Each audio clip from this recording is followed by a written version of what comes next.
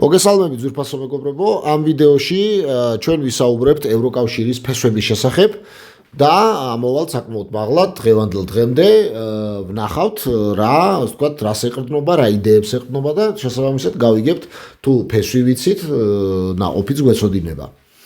გინდა რა ყველაფერი დაიწყო მეგობრებო ვიქტორ ჰიუგომ, აი ცნობილმა მწერალმა, რომელიც ყველამ ვიცით. კერძოდ ეს იყო 1859 წელი. ეს იყო პირველი იდეა, რომელიც პირველად როდესაც მან გააჟღერა ეგრეთ წოდებული ევროპის შეერთებული შტატების ჩამოყალიბების იდეა. ზოგადად ესეთი ტიპის რაღაცეები ევროპაში საფრანგეთის რევოლუციამ დანერგა, საფრანგეთის რევოლუცია, ძველი წესრიგის დანგრევა, ძირს მეფე, ძირს საკურთხეველი, ამ სლოგანით მოვიდა საფრანგეთის რევოლუცია, გადააგდეს მეფე-დედოფალი, დიდგვაროვნები, მოსპეს არისტოკრატია და დაამყარეს კომუნიზმი. დიახ, არ მოგესმათ, ის 10 წელი 1789 წლამდე საფრანგეთში მეფობდა კომუნიზმი, კომუნები და მაქედან მოდის ეს კომუნიზმის იდეა. და მას შემდეგ რაც ნაპოლეონმა გადააგდო, არ გეგონოთ რომ კომუნიზმის იდეა სადმე დაიკარგა, რა თქმა უნდა არა და არც ის გეგონოთ რომ ეს მარქსის იდეაა.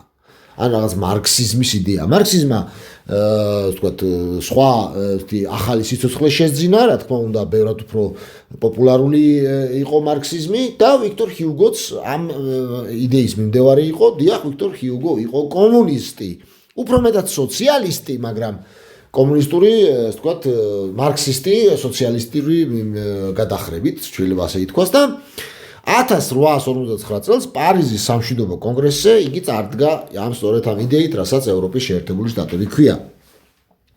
რა დაასახელა მიზნად, რატომ გავაკეთოთ? იმიტომ რომ ომები შეეჩერებინა ევროპაში და კიდევ ერთი ძალიან მნიშვნელოვანი რამ, რომელსაც არ გეტყვიან ხოლმე. მისი სიტყვით გამოსვლის მთავარი პათოსი იყო, ერთ-ერთი მთავარი პათოსი იყო ეროვნული იდენტობების მორალური ძმობით ჩანაცვლება. ანუ ეროვნული იდენტობების გაუქმება. რატომ? იმიტომ რომ ყველა სჯეროდა, დღესაც სჯერათ, რომ საზღვრები, ეროვნული იდენტობები არის ომების სათავე. ამიტომ მულტიკულტურიზმი დავამყაროთ, იმიტომ არის ეს მულტიკულტურიზმი, იმისათვის რომ ადამიანების ასიმილაცია მოვახდინოთ და ადამიანებმა მიხვდნენ რომ არ არის საჭირო ომი და ჩვენ ყველა ერთად ვიცხოვრებთ ბედნიერად. ლომი და არ ვიცი რაცა შველი, მგელი და ცხვარი და ასე შემდეგ. რა თქმა უნდა, ეს ყველაფერი შთაგონებული იყო საფრანგეთის რევოლუციური და ზოგადად განმანათლებლობის იდეებით, ჰუმანიზმით და რესპუბლიკური იდეალებით. რა თქმა უნდა, არ არსებობდა არანაირი ინსტიტუციური გეგმა, ეს მხოლოდ მორალური გადაწყვეტილება იყო და აგერ არის წყაროები, მეგობრებო, თვითონ ასე ვთქვათ, acts du congrès de la pays. ხო. ამის შემდეგ წარმოიშვა ეგრეთ წოდებული ფაბიანური სოციალიზმის საზოგადოება. აი ეს არის საკვანძო მომენტი. ფაბიანური სოციალიზმი, დაიმახსოვრეთ, ბევრმა არ იცის, ბევრი არავინ არ იცის. ფაბიანური სოციალიზმი არის ევროკავშირის მამა. ჰიუგომ უბრალოდ გააჟღერა, მაგრამ ფაბიანელებმა უკვე ამას ინსტიტუციური ხორცი შეასხეს. მე-19 საუკუნის ბოლოს ისინი გამოვიდნენ ტექნოკრატიული და სოციალისტური ინტერნაციონალიზმის იდეით. როგორც ვიცით ხოლმე, წითელაფში, დიახ, ძვირფასო მეგობრებო, ეს ყველაფერი უკვე მე-19 საუკუნის 80-იან წლებში დაიგეგმა სრულად. ფაბიანური საზოგადოება და მათი დებულებები არის ძალიან საინტერესო. დაარსდა 1884 წელს. მათი იდეალი იყო ნელ-ნელა განვითარებადი სოციალიზმი, არა ბოლშევიზმი, ლენინიზმი, რევოლუციონიზმი, არამედ ინკრემენტული, ნელ-ნელა თანდათანობითი, თვითონ დაარქვეს ინკრემენტული ნიშნავს ნაბიჯ-ნაბიჯ, განვითარება კომუნიზმისა. ბოლშევიკებს და ფაბიანელებს ერთი და იგივე მოსაზრებები ჰქონდათ, ერთი და იგივე მიზნები, სტრატეგიული მიზნები, სრული კომუნისტური ინტერნაციონალიზმი იყო, მაგრამ განსხვავებული ტაქტიკებით უდგებოდნენ.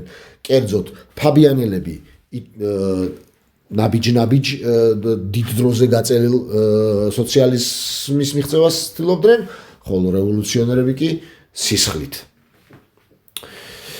ისინი უპირატესობას ანიჭებდნენ საერთაშორისო მმართველობას, ანუ გლობალიზმს და გავლენას ახდენდნენ მათ ჩამოაყალიბეს ბიუროკრატიული მმართველობა. ძვირფასო მეგობრებო, არ ჯერათ იხილეთ, აი მაგალითად Fabian Essays in Socialism, Sidney Webb-ია მათი ჩამოყალიბებელი და სხვა შორის ძვირფასო მეგობრებო, ბერნარდ შოუა ერთ-ერთი დამფუძნებელი. აი ბერნარდ შოუ, ანუ ვიქტორ ჰიუგო ხო გითხარით და ბერნარდ შოუა სწორედ ფაბიანელი სოციალიზმის ერთ-ერთი ჩამოყალიბებელი. შემდეგი ეტაპი იყო ეგრეთ წოდებული ადრეული ინტერნაციონალიზმი, გლობალიზმი. ეს იყო ეს მოძრაობები, რომლებიც განავითარა საერთაშორისო ადმინისტრირება, სოციალისტური ინტერნაციონალები, არბიტრაჟის სასამართლოები, სტანდარტიზაციის ორგანიზაციები, საერთაშორისო კოორდინაცია გახდა ნორმა. ახეთ ინტერნაციონალიზმი, ანუ გლობალიზმი, ასე ვთქვათ, ხდება ტრენდი. შემდეგი ეტაპი იყო უკვე პირველი მსოფლიო ომი და ძველი ევროპის დაცემა.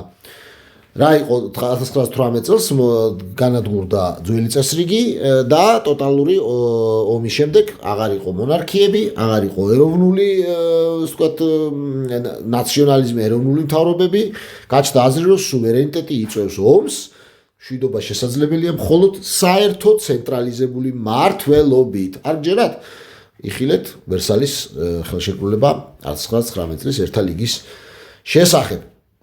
შემდეგი ეტაპი იყო უკვე ავსტრიელი გლობალისტი სოციალისტი და მასონი კუდრეჰოვე კალერგი და მისი ეგრეთ წოდებული პანევროპიზმის იდეა. ეს იყო მასონი, ავსტრიაში არის ლოჟა მასონური, რომელსაც გაწევრიან და აღარ მახსოვს სახელი, ჰუმანიტას ხო, ეგრე ერქვა. მან წარადგინა 1923 წელს პანევროპის იდეა, ფედერალური ევროპა, საერთო ვალუტა, ელიტური ლიდერობა და კულტურული სინთეზი, ანუ კულტურული აღრევა. მან დააარსა პანევროპული კავშირი და მას მხარს უჭერდნენ ისეთი ხალხი, როგორც იყო აინშტაინი, ძირფასო მეგობრებო და შემდეგ ჩერჩილი. ხო, არ დამავიწყდეს, ასევე რა თქმა უნდა აფინანსებდა მათ ვარბურგი, რომელმაც 1913 წელს შექმნა ფედერალური რეზერვი, ანუ ბანკირების პროექტია. ხო, შემდეგი ეტაპი იყო მეორე მსოფლიო ომამდელი პერიოდი, საერთაშორისო ურთიერთობის საბჭო. რა მოხდა? კუდრეჰოვე კალერგი ავსტრიიდან წავიდა საფრანგეთში, იმიტომ რომ ჰიტლერის ფაშისტები დევნიდნენ, სოციალისტები, ნაციონალისტები ბოდიში დევნიდნენ, წავიდა საფრანგეთში, მერე საფრანგეთთანაც გაიქცა და ჩავიდა ამერიკის შეერთებულ შტატებში და გახდა საგარეო ურთიერთობასა საბჭოს, ანუ CFR-ის წევრი და მისი პროტექტორატის ქვეშ მყოფი. რას ნიშნავს ეს? CFR რა არის? CFR არის deep state. ის მართველი საგარეო უწყება, რომელიც სინამდვილეში განსაზღვრავს საგარეო საკითხებს ამერიკის შეერთებულ შტატებისას და დაფარულ პროექტებს ახორციელებს. ვიცით ეს, ვიც არ იცის უყუროს სხვა ვიდეოებს. წითელი აბისას. ხო, რა გვინდოდა? ხო, ანუ იმის შესახებ საერთაშორისო ურთიერთობის საბჭოს შესახებ ცოტა ვისაუბრებთ. დაარსდა 1921 წელს, ხელს უწყობდა საერთაშორისო მმართველობას, ანუ გლობალიზმს, ჩართული იყო ერთა ლიგის დაგეგმვაში და პოსტ-ომის აღდგენის კონცეფციებში. სუვერენიტეტი მიაჩნდა დესტაბილიზატორად. ვიმეორებ, CFR-ს, ამერიკის შეერთებული შტატების საგარეო საბჭოს სუვერენიტეტი მიაჩნია დესტაბილიზატორად. აგერ არის ბატონო ჩემო, ის უშვებს ისეთ სერიოზულ ჟურნალს, როგორც არის Foreign Affairs. და შემდეგი ეტაპია უკვე მეორე მსოფლიო ომი და ევროპული სუვერენიტეტის დასასრული. ახლა აქ რა მინდა თქვა, შემდეგ იწყება უკვე მეგობრებო სხვა რაღაცეები, მაგალითად ისეთი როგორც არის ევროკავშირის რომის ხელშეკრულება, იქ რაღაცეები მაასტრიხის ხელშეკრულება, რომელზეც შემდეგ ვიდეოში ვისაუბრებთ. ანუ დასკვნის სახით მოდი შევაჯამოთ. ევროკავშირის პროექტი, ევროპის გაერთიანების პროექტი ერთ სახელმწიფოს ქვეშ არის მეგობრებო სოციალისტების პროექტი, კერძოდ ფაბიანელების პროექტი, ანუ კომუნისტური პროექტი, განსხვავებით იმისგან, რომ ფაბიანელები ემხრობოდნენ არარევოლუციურად მიღწევას, იგივე მიზნებისას, რასაც კომუნისტები რევოლუციით ცდილობდნენ. მადლობა ყურადღებისთვის და შემდეგ ვიდეოში გავაგრძელებთ.